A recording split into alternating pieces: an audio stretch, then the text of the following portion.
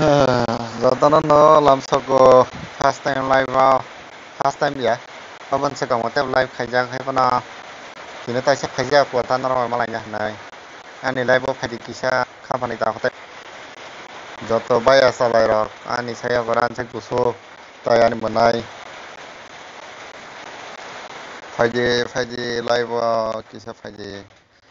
cái tên này khai mong bay sắp phải mắc hati này xin chào live Unokate hayong ni bugra Lobui mang tong sinay sa po hapmo na na ru sa Faje live Đó là bài sống phải với dê tới anh ba phần sau à Unokate hayong ni bugra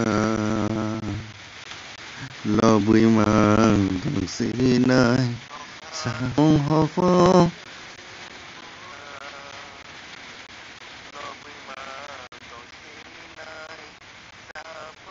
Ôi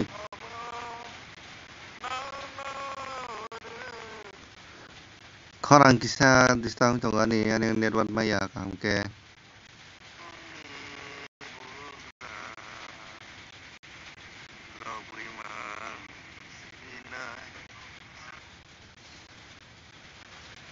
network yang kisah sabo nai tong comment khai gori kisah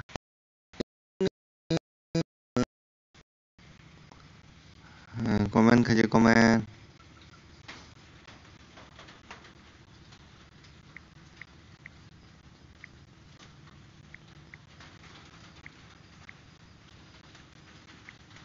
nó bị mang tong sinay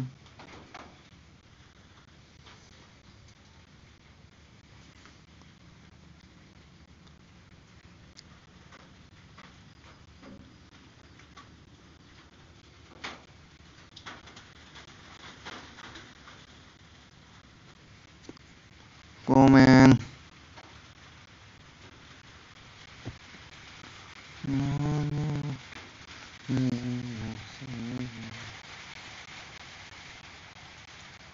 Unokate